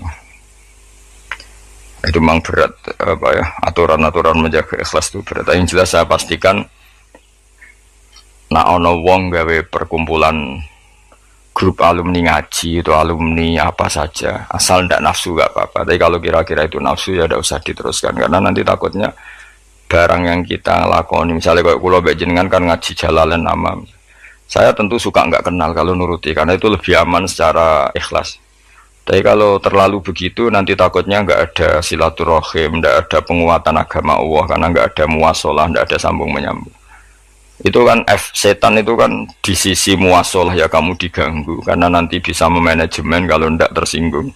Itu juga setan. Tapi kalau terlalu tertutup memutuskan diri, mungkin selamat ikhlas karena tidak tidak berharap dari mereka. Tapi resikonya ada beberapa santri kita yang nggak pede ngiyai karena nggak sambung dengan kiainya, atau nggak pede ngiyai karena nggak kenal kiai indukannya, karena takut hukum raiso dan ilmu pas-pasan. Itu kan repot. Dan itu harus dikelola secara ikhlas. Saya punya sekian santri yang di Papua di mana-mana. Kalau nggak sambung saya nggak berani. Takutnya kalau ada pertanyaan hukum dia tidak bisa jawab. Ada orang-orang yang sebaiknya kita tidak sambung karena tipikalnya memang nggak suka sambung. Mungkin dia wataknya pemalu atau wataknya tertutup. Kita kan tidak pernah tahu-tahu watak. Ya kalau masalahnya putus ya putus, tapi jangan putus hubungan hati. Tapi dia tipikalnya orang yang nggak suka kumpul. Cara Jawa itu isinan. Kan orang itu kan macam-macam. Yang penting semuanya jangan karena hafsun nafsi. Itu eleng-elengnya. Terus makanya Sufyan Ats-Tsauri masyhur, soalnya muridnya itu muah tenan. Karena dia takut kemudian menuntut haknya sebagai guru. Nah, korek sapa yang terkenal Sayyid Hamzah Az-Zayyad itu dia pernah ada orang sowan, ya Hamzah saya ini punya utang banyak, tolong bilang sama Muhyiddin jenengan yang kaya supaya mensyafaati saya. Jawab Hamzah, saya minta air putih sama santri saya aja nggak pernah, menyuruh santri saya supaya melayani saya saja saya tidak pernah, karena takut itu saya mengkonversi mulang saya menjadi loyalnya santri-santri, dan itu menjadikan amal dunia. Itu orang dulu itu macam-macam menjaga ikhlasan sampai se ekstrim itu. Ya tentu tidak semua ulama seperti itu. Ada ulama yang suka ngongkon santri karena biar dapat barokahnya khidmah. Ada ulama yang suka minta tolong santri supaya mereka terbiasa khidmah. Itu kan istihad. Yang penting pastikan diri kamu tidak ada hadzun nafsi. Itu semuanya motifnya itu nafsu, itu jangan. Karena tadi kalau kamu terlalu tertutup, terlalu terputus, nanti nggak ada kekuatan Islam dalam hal silaturahim. Makanya Dewi Imam Ghazali ya tidak semua ulama kayak Hamzah Az-Zayyad, tidak semua ulama kayak Sufyan Ats-Tsauri. Tapi juga kamu jangan terlalu manajemen. Kira kuwabe umatem mbok anggap aset. Akhir rombongan umroh spiro mat sak lagi terus dihitung kan. Terus itu kan ya terus repot, semuanya diasetkan apa? Semuanya diasetkan. Itu ya bahaya betul itu. Bukan bahaya pada dirinya dia, tapi juga bahaya bagi kelangsungan agama karena semuanya jadi materi, jadi aset, jadi itu. Ya sudah, kita ngikuti aturannya Allah dan Rasul. Ya nak cara kula paling gampang ya wis alami wae, alami nak sing ditakdir Allah kenal ben kenal ora ya wis penting wis buen ngono kabeh. Ya sudah, darhum sudah sementing tadi ikhlas. Cek kamu memilih tidak kenal ya yang niat ikhlas, milih kenal yang niatnya ikhlas. Semuanya semua itu tidak hadun nafsi. Yang jelas paling parah itu Sufyan Ats-Tsauri, masyhur. Saking masyhurnya sampai beliau tahu kecemplung sumur neng Arab itu kan sumurnya ya mesti ini rapati jeru sumur. Kemudian dia gurunya Imam Syafi'i, gurunya ulama-ulama top. Siapa yang nggak kenal Sufyan Ats-Tsauri? Setiap ada yang menolong, kamu pernah ngaji saya ya pernah. Siapa sih yang kawasan sini yang nggak pernah ngaji jenengan? Semuanya mau ditolong. Mereka khawatir nulungnya mereka itu sebagai imbalan tahu ngaji. Akhirnya orang muridnya sing pinter ya rada kurang ajar tapi pinter. Golek wong bedui sing ora tau ngaji, mergo ditulung sapa ora gelem. Akhirnya orang bedui ya rada jakali, iku lho wong kecemplung sumur tulu, bedui rono. Kamu ngaji ya, ambek kowe ora kenal ngaji opo. Aja terus gelem ditulung mbek bedui. Mergo ora tau apa. Berarti wong iku nulung yo ikhlas, mergo ngerti ana kecemplung ditulung. Sufyan Ats-Tsauri ya gak perlu jadi kompensasi. Tahu ngaji sampai segitunya. Untuk paling ekstrim dalam bab itu tuh Sufyan Ats-Tsauri. Tapi wong ya keramat. Hamzah Az-Zayyad itu termasuk korek sabah dengan di antara qura sabah ada namanya Hamzah itu ya keramat. Kiai kok kakean manajemen santri niku serang arah keramat. Ya, tapi yo ora apa-apa tapi serapati keramat. Ya karena tadi apa ya? Tetap lama-lama itu jadi hadun nafsi. Misalnya kiai ini di biro umroh terus anak buahnya santri ini juga umroh lewat travel ya rodok piye terus gampang ada enak. Tapi ya tidak salah, tentu ya sah saja karena santri ini ya kurang ajar juga. Karuan kiai ini di biro kok daftar biro liyo kiai ini sama santrinya ya kacau juga. Tapi kiai ini terlalu berharap ya kacau juga. Yang sing selamat sopo, sing karuan ra kelar umroh iku malah selamat. Sing diri apa nih bocah ra kena ora ngono manfaate lah kemana ya. Tapi memang jangan berlebihan karena tadi ketika ada kiai tidak mau bikin biro umroh kemudian yang bikin orang fasik atau orang lain kita ya kedosan karena nyugeno wong nopo fasik. Tapi ketika kamu bikin terus sampai tomak ning santri-santrimu sendiri juga bisa fasik karena terlalu memanajemen santri. Ya itu memang hidup tuh gak gampang. Tapi yang jelas yang gak bikin pun potensi dosanya tinggi karena tadi semua orang soleh tidak bikin, alasannya jago ikhlas, kemudian yang bikin wong fasik. Akhirnya komunitas ibadah umroh hanya dinikmati wong-wong nopo fasik karena mereka bisa bisnis secara baik. Tapi nak sing melakukan untuk orang soleh kan ya bagus karena yang labanya untuk orang soleh, kemudian manfaat untuk pondok, untuk umat. Yang jelas gak gampang lah, ngelola kebaikan gak gampang. Tapi semua itu bil ilmi, harus ada ilmunya. Mungkin suatu saat aku ke biro umroh. Pertama sing umroh aku ceblok nang Pakistan nanti. Pakistan mending India, utawa Temangsang nang Singapura. Bareng komplain. Lagi terlantar gini komplain, kue terlantar ning pasar Barno. Tak kok ning kono Pulau Karimun ta. Pulau nyamuk. Gus lah umroh kok kene penebusan dosa sik lagi ning Mekah. Nah, nak gelem ya tak gawe saiki. Tak kok pulau nyamuk sik apa?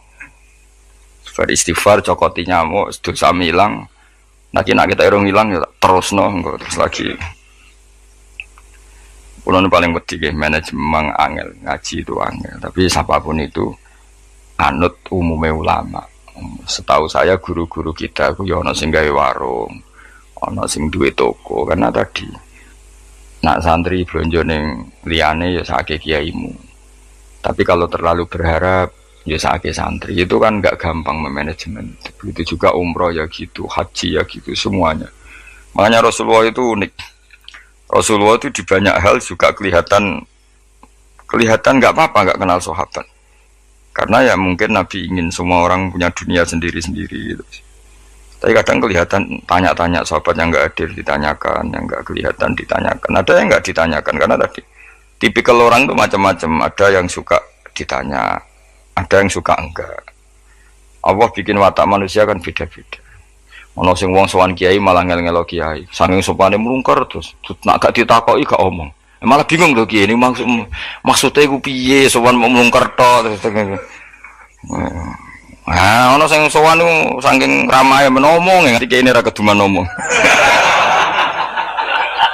Oh jenenge wong akeh, ngono. Wong akeh.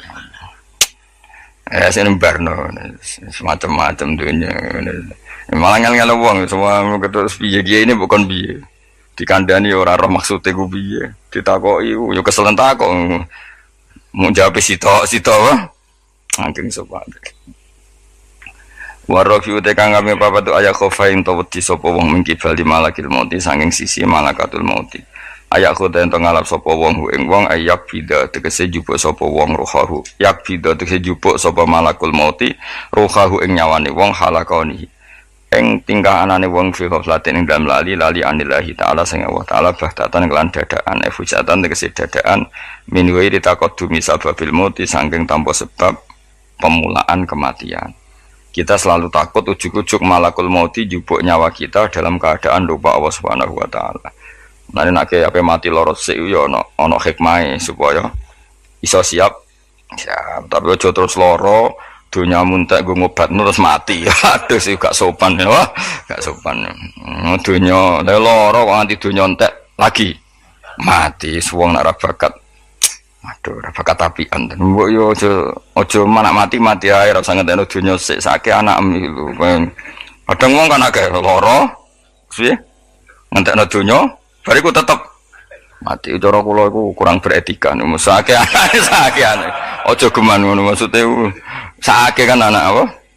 Jadi donga Gusti nak badhe jenengan pejai nggih monggo mumpung niki kula pun siap terus mati ya nganggo dunya sak kadar aja dintekno sik tetep mati sampai wong tuane bingung coba jenenge wong anake bingung bojomu bingung piye ndak kok tetep mati jebule njen dendam daripada marisi anak mendingan tak gowo dhewe wah gak sopan ya ini rasa tahlili mung kelakuane ngono lah. Wal khamisu te sing kelima iku ngene, akhafu tegese wedi sapa wong mingki bali dunya sangi sisi dunya. Mata iha tegese papae sedunya wasinatiha lan ya tegese papae sedunya ayakhtar. Yen to kebujuk sapa wong, minane kebujuk ayat ma'inna tegese ngrasa nyaman sapa wong biha kelan dunya. Kamu setiap punya dunia itu merasa nyaman dengan dunia itu, sehingga kalau dunia itu enggak ada kamu tersiksa. Itu ya repot. Kayak zaman awak dhewe rong sugih iku di dhuwit 1000 ngopi ya wis seneng. Barang wis sugih nek ora di tabungan 1 juta 2 juta enggak nyaman. Terus akhirnya kita nyamannya dengan materi.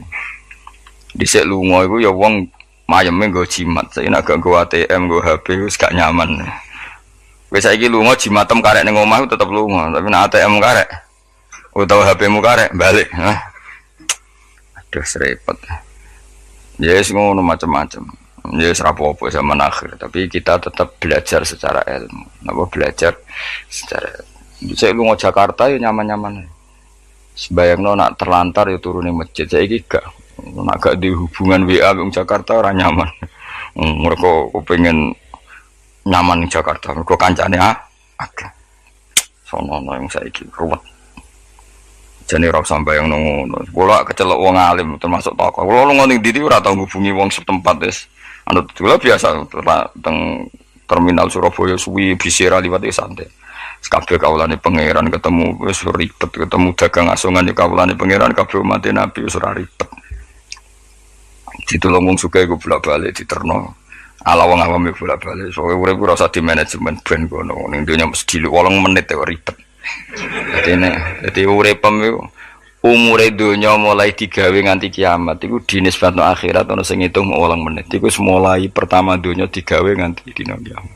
Iku dinisbatno selawase akhirat mok 8 menit.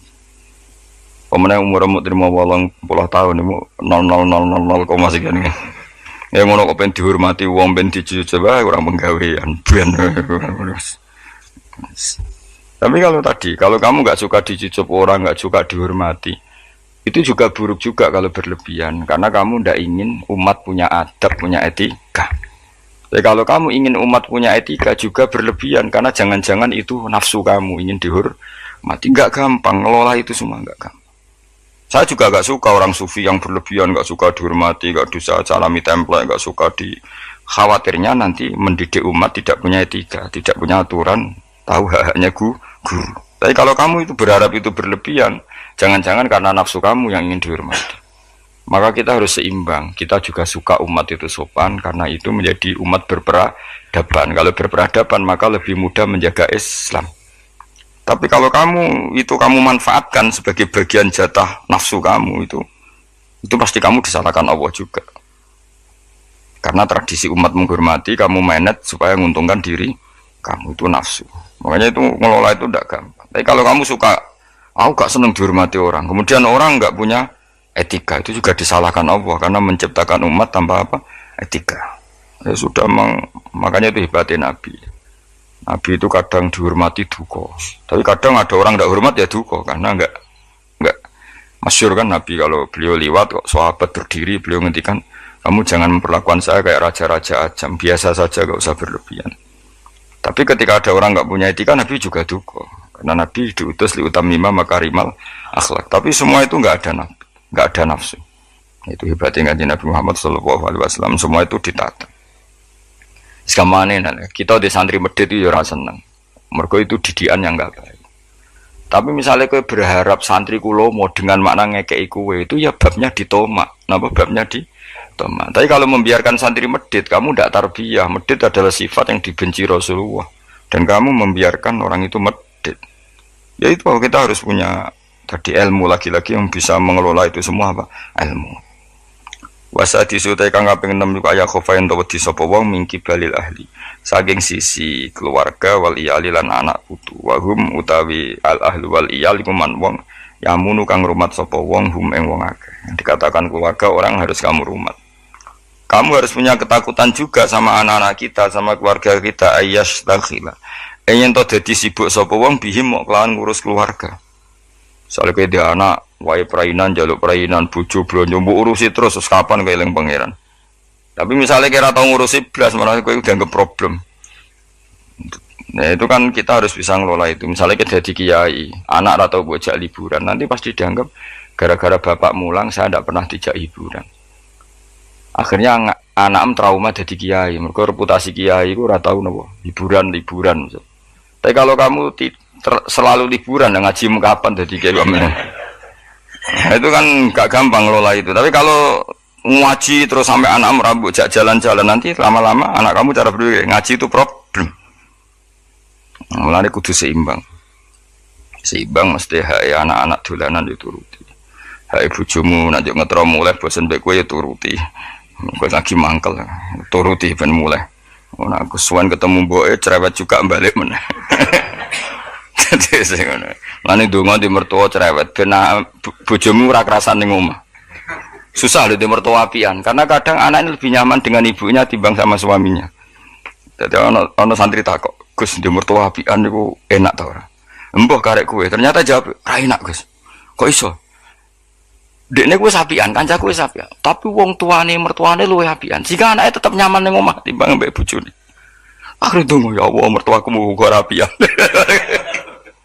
Ternyata baru kayak rapian niku anak iku nyaman mbek bojone. Mergo ning omah luwih ganas. Enak ndi di mertua apian apa rapian aja. Bahaya mertua apian. Maksudnya mau terus bojomu nyaman ning omah. Ning omah iso wis dikai sarapan, dikai uang jalan, wes semua aja. Ning gono mangane ra jelas, sarapane ra jelas. Akhire minggat. Tapi nak wong tuane iki cerewet juga. Anake teko. Wis omah kok mulai. Ngono ana bojomu. Kan alhamdulillah. Isin cerita kanca kula. Terus kedua iku dekne didonga elek. Ini kisah nyata. Dekne tahu mantu tunggal itu sewayang mertuane. Wong kanca kula akrab. Sewayang. Padahal bocah iku ora tau duwe dhuwit. Kanca kula niku ora disenengi rezeki. Ketoke ora di hubungan baik sama malaikat Mikail. Wis jenenge rezeki gak seneng. Jenenge di dhuwit tak kei. Dalah wong roh dekne kuwi ora kepengin ngekeki. Kula ngekeki dekne maksa asline ora kepengin mergo wis ngerti nak Mikail gak pati berkenan. Tapi sering tak kei dhuwit. Dungane ku elek ra karuan. Dia pertama ora tau donga. Suwe-suwe iku dia adik ayu, adik IP-ne ku ayu, dirabi wong sugih. Wah tamat dene riwayat. Kok mertuane terus wayang mbek mantu sing anyar. Mantu anyar ku ngajekno mertuane ngumprono ndekne ku. Akhire mertuane ku ya Allah bodoh kula Gusti di mertua di mantu melarat. Saiki bodoh di mantu sugih. Ngenes langsung loro. Jadi diantara kadang ono masalah itu kita tidak pernah ngira. Ya mau pas mantu tunggal gak di rival terus boleh ono mantu pendatang jebule iki luwe prospek. Iku yo mahjubno wong akeh. Jadi tidak semua kebaikan mendatangkan berkah ya. Padahal mantu sing anyar ya wong apik. Ya wong apik dene sugih mertuane diumrohno terus dikai dhuwit kan ya apik. Tapi iki terus ngenes terus. Mahjub terus dianggap problem malah terus. Ya ki milih di mertua apian apa ora? Nah, apian resikone bojo kamu lebih nyaman kalau pulang. Wis ben ngono kersane pangeran wis anut bagiane pangeran wis iku tampa napa. Yang jelas keluarga itu jangan menyibukkan kamu ang zikrillah sange eling Allah taala wa antaati lan sange taat ning Allah. Wal maqalatu sadisati ku analien karo mawa aja anahu qol man desapane wong jamaah ngumpul sapa man sitata khisolen enam hal. Lam yadak mongko ora ninggal sapa man lam yatruk mongko tegese ora ninggal sapa man di jannati maring swarga matloban ing golekan mesti golekan. Dia tidak meninggalkan sesuatu yang menjadikan dia perlu nyari surga wala anari mahruman. Lan ora sangin rokok mahruban enggon melayu. Jadi gampangane orang yang melakukan 6 hal ini dia sudah gak perlu nyari-nyari cara masuk surga dan gak perlu nyari-nyari cara menghindar dari neraka. Artinya dia sudah memenuhi kualifikasi untuk masuk surga. Hadis cita tu tege utai 6 iku mafatihul jannati iku kuncine swarga wa maghaliqun nari lan dadekno gemboke neraka. Jadi kalau kamu melakukan 6 hal ini berarti kowe untuk kunci untuk masuk surga dan minangka kowe wis ngunci neraka. Dadi neraka ora ana dalan kanggo kowe. Mergo semuanya terkunci. Awaluha. Makanya ini hebatnya Ibnu Hajar al-Asqalani yang Sayyidina Umar cerita semuanya misteri. Ridane Allah misteri, suhtuwa misteri. Dan dawuh Sayyidina Ali ada 6 hal sing dadekno kowe iku mesti mlebu swarga. Nak mbok lakoni neraka ketutup. Jadi pas neraka liwat, kowe pas liwat tuh neraka ditutup. Swarga dibuka. Jadi kabeh mlebu ra iso nerakane ditutup. Nah, kowe jogeman lewat pas neraka buka, paham ya? Tak warai trike, oh jogeman lewat pas neraka. Nah, pas kowe liwat itu kita bukaan kabeh, bahaya itu. Menapa? Bahaya. Ya, jadi kudu duwe mafatihul jannah wa maghaliqun nar, mafatihul jannah wa maghaliqun nar. Jadi kita duwe kunci go buka swarga, ya duwe carane ngunci, nutup neraka. Jadi kan mesti liwat neraka.